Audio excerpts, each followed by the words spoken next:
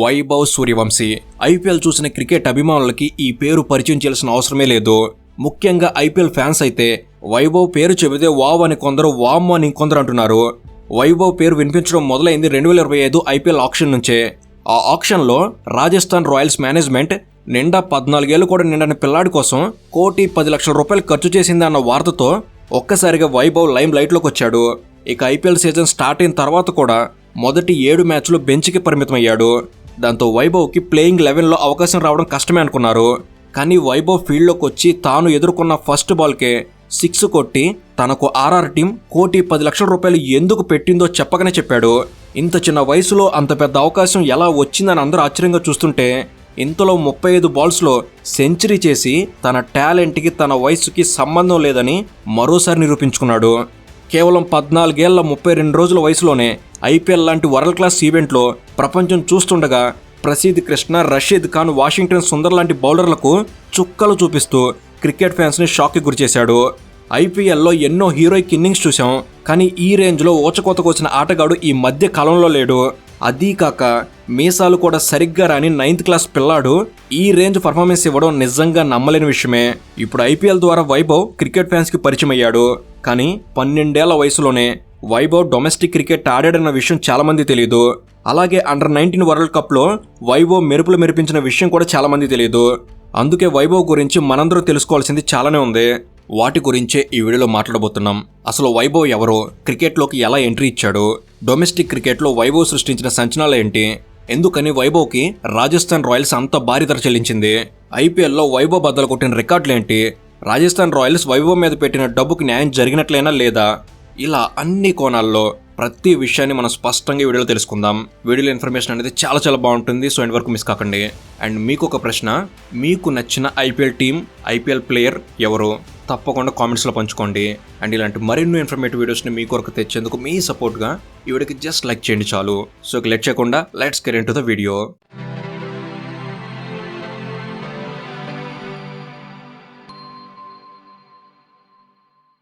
1989లో Sachin Tendulkar first international test match ఆడిన రోజు ఆయన వయసు 16 సంవత్సరాల 205 రోజులు.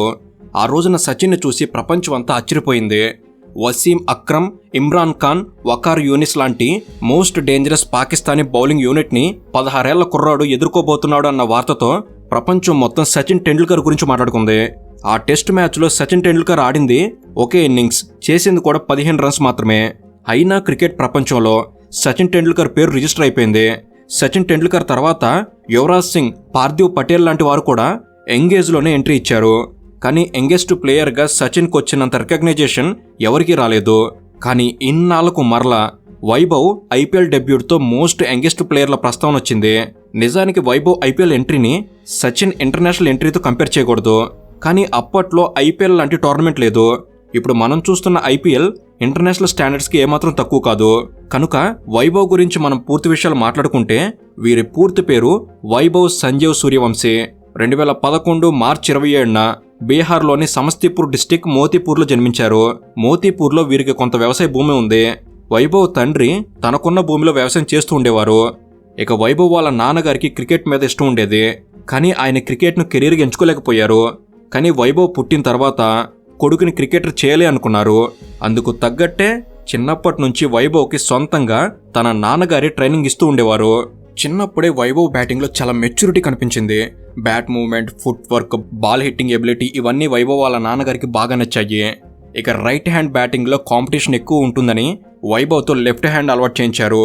ఇక వైభవ్కి 4 ఏళ్ల వయసు ఉన్నప్పుడే తన ఇంటి వెనకున్న వ్యవసాయ భూమిలో బ్యాటింగ్ ప్రాక్టీస్ కోసం సొంతంగా నెట్స్ ఏర్పాటు చేసి వైభవ్ వాళ్ళ నాన్నగారు సంజీవ్ గారే స్వయంగా వైభవ్కి బౌలింగ్ చేసేవారు. అలా వ్యవసాయం చేస్తూనే ప్రతిరోజు క్రమం తప్పకుండా గంటల తరబడి తన కొడుకు కోసం సంజీవ్ గారు బౌలింగ్ వేసేవారు. అలా 4 ఏళ్ల పాటు, అనగా వైభవ్కి 8 సంవత్సరాల వయసు వచ్చే వరకు సంజీవ్ గారే బౌలింగ్ చేసేవారు. కాబట్టి వైభవ్లో క్రికెట్ స్కిల్ని పదును పెట్టిన కోచ్ ఎవరు అంటే వైభవ్ వాళ్ళ నాన్నగారని చెప్పాలి. ఇక వైభవ్కి 8 ఏళ్ల వయసు ఉన్నప్పుడు వాళ్ళ నాన్నగారు వైభవ్ని ప్రొఫెషనల్ కోచింగ్ కోసం సమస్తీపూర్కి తీసుకెళ్లారు. ఆ సమయంలో 8 ఏళ్ల కొడుకుని ఇంటికి దూరంగా ఒంటరిగా ఉంచలేరు. అలాగే ప్రొఫెషనల్ కోచింగ్ కావాలి అంటే లక్షల రూపాయలు ఖర్చు అవుతుంది. కాబట్టి సంజీవ్ గారు తన కొడుకు కోసం ఎక్కడా వెనక తగ్గలేదు. తన కొడుకు కోచింగ్ కోసం సొంత ఊర్లో ఉన్న భూమిని అమ్మేసి కుటుంబంతో సహా సమస్తీపూర్కి షిఫ్ట్ అయ్యారు. ఇక సమస్తీపూర్లో 2 సంవత్సరాలు వైభవ్ ట్రైన్ అయ్యాడు. కానీ అక్కడ వైభవ్కి కావాల్సిన స్టాండర్డ్ కోచింగ్ అందడం లేదని అర్థమైంది. దాంతో పాట్నా తీసుకెళ్లి పాట్నాలో ఎక్స్ రంజీ ప్లేయర్ మనీష్ ఓజా అనే కోచ్ వద్ద జాయిన్ చేశారు. మనీష్ ఓజా కోచింగ్లో వైభవ్కి క్వాలిటీ క్రికెట్ ఆడే అవకాశం వచ్చింది. దాంతో పాట్నాలో వైభవ్ తనకన్నా సీనియర్ ప్లేయర్స్తో ఆడేవాడు. ఎంతటి ఎక్స్పీరియన్స్ ఉన్న బౌలర్ని అయినా వైభవ్ అలవోకగా ఎదుర్కొనేవాడు. దాంతో మనీష్ ఓజా గారి వద్ద కొన్ని రోజులకే వైభవ్లో ఉన్న టాలెంట్ మొత్తం బయటపడింది. ఇక కోచ్ వైభవ్కి బౌలింగ్ చేయడానికి స్పెషల్గా ఎక్స్పీరియన్స్డ్ ఫేసర్స్ని నియమించాడు. వారు ఎంత గొప్పగా బౌలింగ్ చేసినా వైభవ్ మాత్రం చాలా సింపుల్గా హిట్టింగ్ చేసేవాడు. వయసుతో సంబంధం లేకుండా సీనియర్స్తో వైభవ్ ఆడగలడు అన్న నమ్మకం కోచ్కి తన తండ్రికి రావడంతో 12 ఏళ్ల వయసులోనే వైభవ్ని స్టేట్ లెవెల్ సెలక్షన్స్కి తీసుకెళ్లడం మొదలుపెట్టారు. అలా 12 ఏళ్ల వయసుకే బీహార్ అండర్-19 టీంకి సెలెక్ట్ అయ్యి విను మన్కడ్ ట్రోఫీలో ఆడాడు వైభవ్. డొమెస్టిక్ క్రికెట్లో వైభవ్కి ఇదే ఫస్ట్ టోర్నమెంట్. విను మన్కడ్ ట్రోఫీలో 5 మ్యాచ్లు ఆడి 400 రన్స్ చేశాడు. ఆ టోర్నీలో వైభవ్ పర్ఫార్మెన్స్ చూసిన సెలెక్టర్లు వైభవ్ని అండర్-19 ఇండియా బి టీంకి సెలెక్ట్ చేశారు. దాంతో 2023 నవంబర్లో ఆంధ్రప్రదేశ్లోని మూలపాడులో జరిగిన ఇంటర్నేషనల్ అండర్-19 టోర్నీలో ఆడాడు. ఇక ఆ తర్వాత బీహార్ రంజీ టీం కోసం అండర్-23 కేటగిరీలో పోటీ పడి 12 ఏళ్ల వయసుకే బీహార్ రంజీ టీంలోకి ఎంట్రీ ఇచ్చి ముంబై మీద రంజీ ట్రోఫీ ఆడాడు. దాంతో బీహార్ తరపున రంజీ ట్రోఫీ ఆడిన సెకండ్ యంగెస్ట్ ప్లేయర్గా వైభవ్ రికార్డ్ క్రియేట్ చేశాడు. అలా 2024లోనే ఫస్ట్ క్లాస్ క్రికెట్లోకి కూడా వైభవ్ ఎంట్రీ ఇచ్చాడు. రంజీ ట్రోఫీలో ముంబై టీం అంటే మామూలు విషయం కాదు. 13 ఏళ్ళు కూడా పూర్తిగా నిండకుండానే ముంబై లాంటి టీం మీద ఆడడం అనేది సామాన్యమైన విషయం కాదు. అయినా కూడా వైభవ్ ఆడి చూపించాడు. ఇక 2024లోనూ వైభవ్ ఇండియా అండర్-19 టీంకి సెలెక్ట్ అయ్యాడు. ఆస్ట్రేలియా అండర్-19 టీంతో జరిగిన ఫస్ట్ టెస్ట్ మ్యాచ్లో 58 బాల్స్లోనే సెంచరీ చేశాడు. ఈ మ్యాచ్ ఆడుతున్నప్పుడు వైభవ్ వయసు 13 సంవత్సరాల 188 రోజులు మాత్రమే. అండర్-19 కేటగిరీలో ఫాస్టెస్ట్ సెంచరీ ఇదే. ఆ తర్వాత Rajasthan Royals team management IPL వేలానికి ముందు నాగపూర్లో ఒక ట్రయల్ క్యాంప్ని ఏర్పాటు చేసింది. కొత్త టాలెంట్ని ఎంకరేజ్ చేయడం కోసం ఐపీఎల్ టీమ్స్ ఇలా చేస్తుంటాయి. ఈ ట్రయల్ క్యాంప్కు వెళ్లిన వైభవ్ ఆర్ఆర్ బ్యాటింగ్ కోసం విక్రమ్ రాథోడ్ని కలిశాడు. ఐపీఎల్ అంటేనే హార్డ్ హిట్టింగ్ కాబట్టి బ్యాట్స్మెన్ ఎంపిక చేయాలి అంటే హిట్టింగ్ ఎబిలిటీ మాత్రమే చూస్తారు. ఇక వైభవ్ బ్యాటింగ్కి వచ్చినప్పుడు కోచ్ విక్రమ్ 1 ఓవర్లో 17 రన్స్ కొట్టాలి అని టార్గెట్ ఇచ్చారు. కాన్ఫిడెంట్గా బ్యాటింగ్కి దిగిన వైభవ్ 3 బాల్స్లోనే 3 సిక్సర్లు కొట్టి 18 రన్స్ చేశాడు. వయసులో చిన్నవాడే అయినా వైభవ్లో హిట్టింగ్ కెపాసిటీ మాత్రం చాలా ఉందని కోచ్కి అర్థమైంది. దాంతో ఎలాగైనా టీంలోకి తీసుకోవాలి అని అనుకున్నాడు. దాంతో 2024 నవంబర్లో జరిగిన ఆక్షన్లో వైభవ్ కోసం ఢిల్లీ క్యాపిటల్ టీం కూడా పోటీ పడింది. కానీ రాజస్థాన్ రాయల్స్ 1.1 crores వైభవ్ను దక్కించుకోవడంతో ఒక్కసారిగా లైమ్లైట్లోకి వచ్చాడు. 13 ఏళ్ల కుర్రాడు ఐపీఎల్ వేలంలో ₹1,10,00,000 ధర పలికాడనే వార్త చాలా మందిని వైభవ్ గురించి మాట్లాడుకునేలా చేసింది. అలా వైభవ్ ఒక్క రోజులోనే కోటీశ్వరుడైపోయాడు. ఇక 2024 నవంబర్లో బీహార్ తరపున T20 మ్యాచ్ ఆడి లిస్ట్ ఏ క్రికెట్లోకి ఎంట్రీ ఇచ్చాడు. అలాగే లిస్ట్ ఏ క్రికెట్ ఆడిన యంగెస్ట్ ప్లేయర్గా రికార్డ్ కూడా సాధించాడు. ఇక 2024 డిసెంబర్లో బీహార్ తరపున విజయ్ హజారే ట్రోఫీ కూడా ఆడాడు. ఇక 2024 డిసెంబర్లోనే జరిగిన ఏసీసీ అండర్-19 ఆసియా కప్లో ఇండియా ఫైనల్ వరకు రావడానికి వైభవ్ కూడా కారణమే. యూఏఈ మీద 46 బాల్స్లో 76 రన్స్ చేశాడు. సెమీఫైనల్ మ్యాచ్లో శ్రీలంక మీద 36 బాల్స్లో 67 రన్స్ చేశాడు. ఇక బీహార్లో జరిగిన రణధీర్ వర్మ టోర్నమెంట్లో ఒకే ఇన్నింగ్స్లో 332 రన్స్ చేసి నాటౌట్గా నిలిచాడు. ఇలా డొమెస్టిక్ లిస్ట్ ఏ ఫస్ట్ క్లాస్ క్రికెట్లో 2023 నుంచి వైభవ్ సంచలనాలు నమోదు చేస్తూ ఉన్నాడు. కానీ ప్రతి ఆటగాడికి ఒక రోజు వస్తుంది. ఆ రోజు వచ్చినప్పుడు ప్రపంచం మొత్తం ఆ ఆటగాడి గురించి మాట్లాడుకుంటుంది. కాబట్టి వైభవ్ జీవితంలో కూడా అలాంటి రోజు రానే వచ్చింది. ఐపీఎల్ 2025లో రాజస్థాన్ రాయల్స్ ప్రస్థానం అనుకున్నంతగా లేదు. కెప్టెన్ సంజు శాసన్ ఇంజురీ కారణంగా రియాన్ పరాగ్ కెప్టెన్సీ చేయాల్సి వచ్చింది. రాజస్థాన్ ఆడిన మొదటి 7 మ్యాచ్ల్లో వైభవ్ ఆడే అవకాశమే రాలేదు. నిజానికి ఐపీఎల్ స్టార్ట్ అయినప్పుడు చాలా మంది వైభవ్ ఎలా ఆడబోతున్నాడు అని ఉత్కంఠతోనే ఉన్నారు. కానీ 7 మ్యాచ్ల వరకు అవకాశం రాకపోయేసరికి వైభవ్ ఈ సీజన్లో ఆడటం కష్టమే అనుకున్నారు. కానీ ఏప్రిల్ 19న లక్నో సూపర్ జెయింట్స్తో జరిగిన మ్యాచ్లో రాజస్థాన్ రాయల్స్ ప్లేయింగ్ 11లో వైభవ్ ఇంపాక్ట్ ప్లేయర్గా బరిలోకి దిగాడు. 178 రన్స్ చేయాల్సిన సమయంలో 14 ఏళ్ల కుర్రాడిని ఇంపాక్ట్ ప్లేయర్గా దించడం అనేది ఎవరికి అర్థం కాలేదు. సహజంగా ఇంపాక్ట్ ప్లేయర్ అంటే most experienced, most talented player, highly hitting ability ఉన్న ప్లేయరే ఉంటారు. ఒక్క మాటలో చెప్పాలి అంటే ఇంపాక్ట్ ప్లేయర్గా సీనియర్ ఇంటర్నేషనల్ ప్లేయర్స్ని ఆడిస్తుంటాయి. 14 ఏళ్ల వైభవ్ ఇంపాక్ట్ ప్లేయర్గా ఎలా అని అందరూ ఆలోచిస్తున్నప్పుడే వైభవ్ ఎదుర్కొన్న ఫస్ట్ బాల్ని 6 కొట్టి అందరినీ ఆశ్చర్యపోయేలా చేశాడు.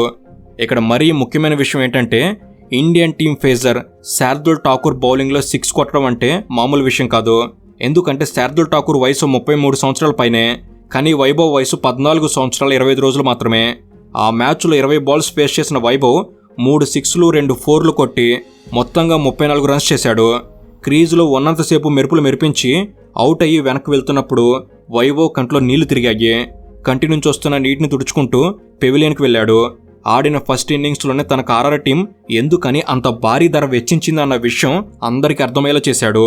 ఇక ఏప్రిల్ 24న జరిగిన ఆర్ఆర్ వర్సెస్ ఆర్సీబీ మ్యాచ్లో కూడా 205 రన్స్ చేర్చాల్సిన సమయంలో కూడా ఆర్ఆర్ టీం వైభవ్నే ఇంపాక్ట్ ప్లేయర్గా పంపించింది. T20 మ్యాచ్లో 205 రన్స్ చేయాల్సిన టైంలో బ్యాటింగ్ ఇంపాక్ట్గా వైభవ్ని ఎందుకు తీసుకున్నారో ఎవరికి అర్థం కాలేదు. ఆ మ్యాచ్లో వైభవ్ 16 రన్స్ మాత్రమే చేశాడు. కానీ ఆర్ఆర్ యూనిట్కి వైభవ్ క్రికెట్ టాలెంట్ మీద ఎంత నమ్మకం ఉంది అనే విషయం మాత్రం ఈ మ్యాచ్తో అర్థమైంది. ఇక April 28 Rajasthan Royals versus Gujarat Titans match. ఈ మ్యాచ్లో ఫస్ట్ బ్యాటింగ్ చేసిన గుజరాత్ 209 రన్స్ చేసి రాజస్థాన్ ముందు భారీ టార్గెట్ని సెట్ చేసింది. ఈ మ్యాచ్లో రాజస్థాన్ వైభవ్ని ఇంపాక్ట్ ప్లేయర్గా కాకుండా డైరెక్ట్ ప్లేయింగ్ లెవెల్లో ఆడించింది. 210 రన్స్ టార్గెట్ను చేర్చేయడం అంటే మామూలు విషయం కాదు. రాజస్థాన్ గతంలో ఎన్నడూ 200 కన్నా ఎక్కువ టార్గెట్ని చేసింది లేదు. కాబట్టి ఈ మ్యాచ్ ఖచ్చితంగా గుజరాత్ టైటన్స్ది అనుకున్నారు. కానీ యశస్వి జైస్వాల్తో కలిసి ఓపెనర్గా బరిలోకి దిగిన వైభవ్ వేరే బాదడం మొదలుపెట్టాడు. ఎదుర్కొన్న రెండో బాల్ నుంచే సిక్సర్ల వర్షం కురిపించడం మొదలుపెట్టాడు. వరల్డ్ క్లాస్ బౌలర్ మహమ్మద్ సిరాజ్తోనే అటాకింగ్ స్టార్ట్ చేశాడు. ఇషాంత్ కిషన్ వేసిన 4వ ఓవర్లో వైభవ్ ఒంటరిగా 3 6లు 2 4లు కొట్టి 26 రన్స్ స్కోర్ చేశాడు. ఆ ఓవర్లో 2 వైడ్స్తో కూడా కలుపుకొని మొత్తం 28 రన్స్ వచ్చాయి. 17 బాల్స్లోనే 51 రన్స్ చేసి ఫాస్టెస్ట్ 50 ఇన్ ద సీజన్గా రికార్డ్ సెట్ చేశాడు. ఆఫ్ఘన్ బౌలర్ కరీం జనత్ వేసిన 10వ ఓవర్లో 3 6లు 3 4లు కొట్టి మొత్తంగా ఆ ఓవర్లో 30 రన్స్ స్కోర్ చేశాడు వైభవ్. వైభవ్ చేస్తున్న హిట్టింగ్ చూసి స్టేడియం మొత్తం హోరెత్తిపోయింది. చూస్తుండగానే 35 బంతుల్లో 101 రన్స్ చేశాడు. పర్సనల్ స్కోర్ 95 వద్ద ఉన్నప్పుడు ఎవరైనా ఆచితూచి బ్యాటింగ్ చేస్తారు. కానీ వైభవ్ మాత్రం 6 కొట్టి సెంచరీ పూర్తి చేశాడు. గతంలో సెహ్వాగ్ ఇలాగే చేసేవాడు. ఫియర్లెస్ బ్యాటింగ్ గురించి మాట్లాడాల్సి వస్తే ఇప్పటికీ చాలామంది సెహ్వాగ్నే గుర్తు చేసుకుంటారు. కానీ ఇక నుంచి వైభవ్ పేరు కూడా ఫియర్లెస్ బ్యాట్స్మెన్ లిస్టులో చేరాల్సిందే. ఆ ఒక్క రాత్రిలో వైభవ్ పేరు దేశం మొత్తం మారుమోగింది. బంతికి కామెంటర్లు 14 ఏళ్ళు అని చెప్తుంటే చాలా మందికి సిగ్గుగా కూడా అనిపించింది. 14 ఏళ్ల వయసులో ఐపీఎల్ వరకు ఎలా వెళ్ళాడు, ఈ రేంజ్ పర్ఫార్మెన్స్ ఎలా చేస్తున్నాడు అనే కన్ఫ్యూజన్ చాలా మందికి కలిగింది. ఇక సెంచరీ చేసి వైభవ్ అవుట్ అయి వెళ్తుంటే అపోనెంట్ టీం మొత్తం ఎదురొచ్చి మరి వైభవ్ని అప్రిషియేట్ చేసింది. ఇక ఈ మ్యాచ్లో వైభవ్ బీట్ చేసిన రికార్డ్స్, సెట్ చేసిన రికార్డ్స్ చాలానే ఉన్నాయి. ఐపీఎల్లో 50 రన్స్ స్కోర్ చేసిన యంగెస్ట్ ప్లేయర్గా వైభవ్ రికార్డ్ క్రియేట్ చేశాడు. ఐపీఎల్లో మాత్రమే కాదు, అన్ని మెన్స్ T20 ఫార్మాట్లలోనే 50 రన్స్ స్కోర్ చేసిన youngest player Vaibhav. IPL century చేసిన యంగెస్ట్ ప్లేయర్గా ఇప్పటి వరకు మనీష్ పాండే పేరు మీద ఉన్న రికార్డ్ని వైభవ్ చెరిపివేశాడు. 19 సంవత్సరాల 253 రోజుల వయసులో మనీష్ పాండే సెంచరీ చేస్తే వైభవ్ మాత్రం 14 సంవత్సరాల 32 రోజులకే సెంచరీ చేశాడు. ఇద్దరికి మధ్య 5 సంవత్సరాల కన్నా ఎక్కువే డిఫరెన్స్ ఉంది. బహుశా వైభవ్ క్రియేట్ చేసిన ఈ రికార్డ్ని ఇప్పుడప్పుడే ఎవరు అందుకోలేరు. మొత్తంగా మెన్స్ T20లో 18 సంవత్సరాల కన్నా తక్కువ వయసు ఉన్న వారెవరు ఇప్పటి వరకు సెంచరీ చేసిందే లేదు. అలాంటిది వైభవ్ 14 ఏళ్లకే ఈ ఫీట్ చేసి చూపించాడు. ఐపీఎల్ హిస్టరీలోనే వైభవ్ సెకండ్ ఫాస్టెస్ట్ సెంచరీ నమోదు చేశాడు. 2013లో క్రిస్ గేల్ 30 బంతుల్లో సెంచరీ చేశాడు. ఆ తర్వాత వైభవ్ చేసిన 35 బాల్స్ సెంచరీనే ఫాస్టెస్ట్ సెంచరీ. ఇక 2010లో యూసఫ్ పఠాన్ 37 బాల్స్లో సెంచరీ చేసి fastest IPL century by an Indian అనే రికార్డ్ సెట్ చేశాడు. కానీ ఇన్నాళ్లకు అంటే 15 సంవత్సరాల తర్వాత వైభవ్ ఆ రికార్డును బద్దలు కొట్టేలా 35 బాల్స్లోనే సెంచరీ పూర్తి చేశాడు. ఇలా చెప్తూ పోతే ఈ మ్యాచ్లో వైభవ్ బీట్ చేసిన రికార్డ్స్ చాలానే ఉన్నాయి. Fastest IPL century by uncapped batter, fastest IPL century for Rajasthan Royals, fastest IPL century against Gujarat Titans, ఇలా చాలా క్రియేట్ చేశాడు. ఇప్పటి వరకు ఒక ఇన్నింగ్స్లో ఎక్కువ 6లు కొట్టిన బ్యాటర్గా 11 6లతో మురళీ విజయ్ టాప్లో ఉన్నాడు. 2010లో మురళీ విజయ్ ఈ రికార్డ్ సెట్ చేశాడు.